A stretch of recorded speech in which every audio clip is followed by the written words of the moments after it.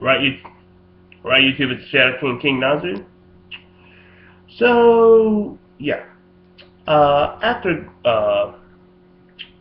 last time I talked about that I saw the Hobbit Five Armies movie, and when I was watching that, I did see one of the trailers was for the sequel to Divergent, Insurgent. Um, Basically, they were going through some sort of simulation, and there was that action ensues and whatnot. And when I first saw the Divergent trailer, I thought it looks interesting. It has some. I'm sensing some similarities to the Hunger Games, and I figured, man, this might be an interesting movie. But I never got to see around to it. Then I heard some mixed reviews, and yeah, I just never got around to it. Though personally, that didn't affect my decision. Though when I watched the trailer, I saw that it was being made by Summit Entertainment, which is infamous for making the horrible Twilight movies and the abysmal Host movie. So yeah, I was starting to become more reluctant towards uh, seeing Insurgent and Divergent. But I figured if I'm going to judge these movies, I should at least see the first one because did show some interest in it, and I should try to be my own judge, lest I be a hypocrite for saying that critics' ratings don't always equal. I mean, aren't always valued on the quality of the movies. Which is what I usually say for the Amazing Spider-Man movies, saying that they're completely underrated. So, Divergent. I just saw the movie last night. So, and I did watch, though I did fell asleep because it was kind of late. So I watched the rest of the movie like 30 minutes ago. So, basically it takes place in a post-apocalyptic setting. I forgot what started it. But basically, the entire society lives in this walled-off city, and the society has five factions. Uh, the erudites, who are basically like political leaders, the dauntless, which are like the military people. Uh, there was also another faction whose name I forget, who was supposed to be like the justice system. Uh, there was an Abbot Nation, I think that was called, and that's more the servants to the people, more like charity work. And there was a fourth one. I mean, there was a fifth one, but I kind of forgot what it was called. And then, if you don't match any of those sections, it's called factionless. Okay. And the way this works is that each person is supposed to take a test for it, and that's supposed to be decide what that skill you have. So if you go, it's kind of like the SATs,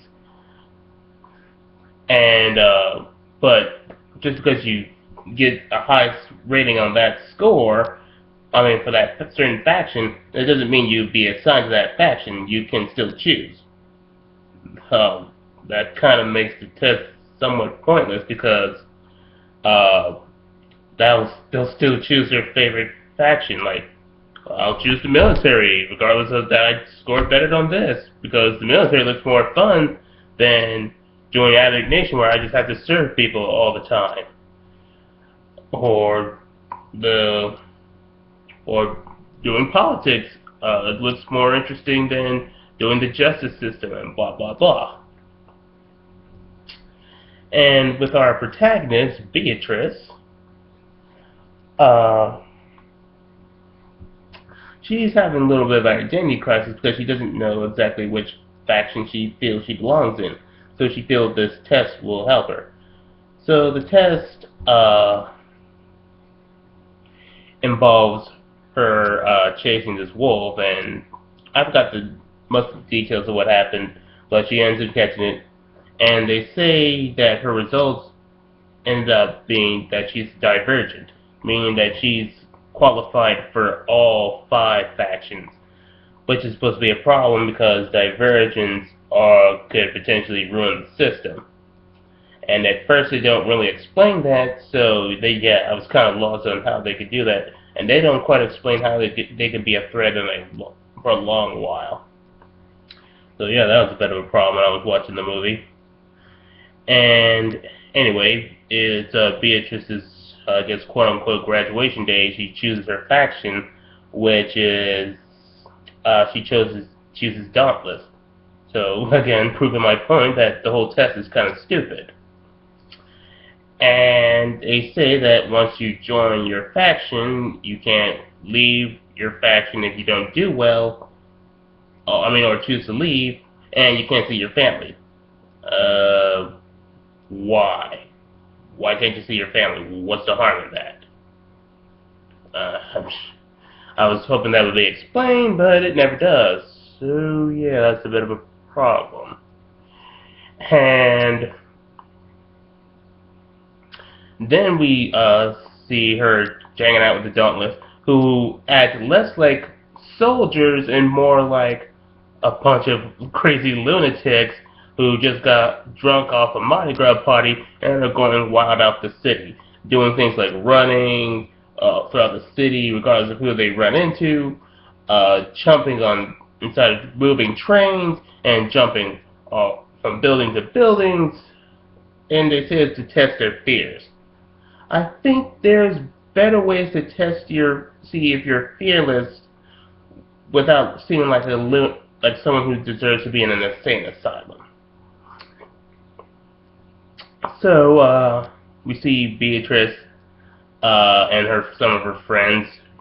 The only one I could name off the top is Christina.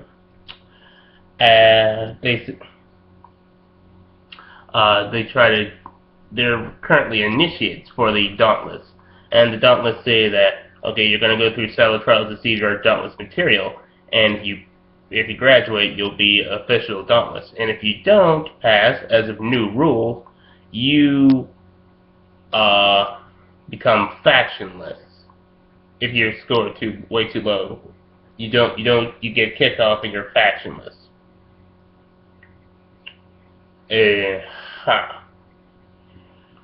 So basically, you're doing a system where you're forcing people out of the faction. That's going to create a huge problem.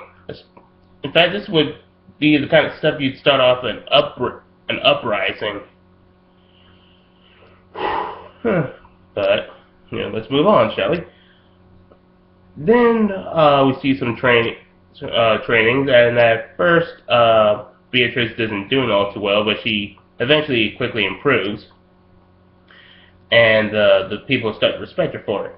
Now I gotta admit, Beatrice, she's certainly, as far as some of the Summon Entertainment characters went with Bella and whatever that girl's name was in Ho, she's a lot better. I say, yeah, she's a decent character. I don't hate her. Yeah, I could actually like her. She's brave, kind, all that jazz. And the development between for the love interest between her and Thor, whose real name is Tobias, it was handled a lot better than how they've done some of the others, and it was justified.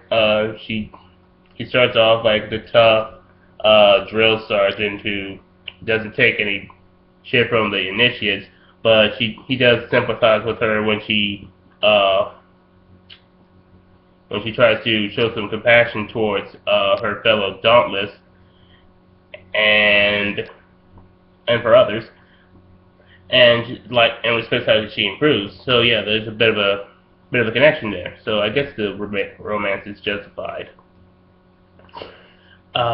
Then we get into the test that's more mental, and they say you're supposed to experience your fears and try to overcome them. And Beatrice, who also gave her a nickname Tris, is able to get through these tests rather quickly by realizing that these are all not real. They're all illusions, and she's able to find loopholes to pass the test. And 4 says that she's passing way too quickly, and that's not how you're supposed to do the Dauntless way. And so you must be divergent. No, that doesn't exactly mean she's divergent. That means that your test is flawed.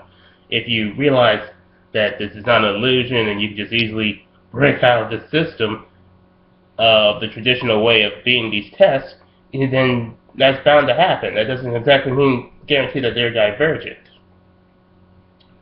Yeah, it's just a very flawed system you have there.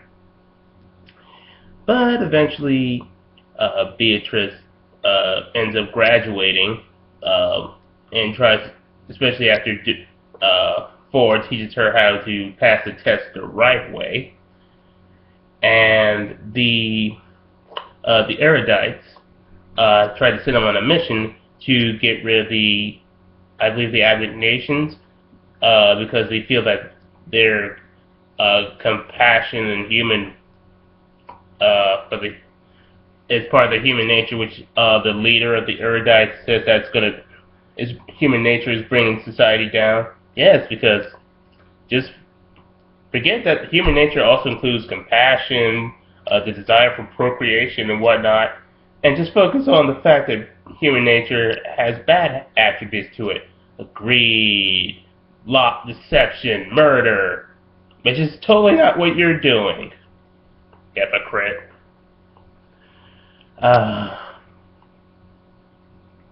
And they said in order to keep the peace of their society, they had to get rid of the Advent nation.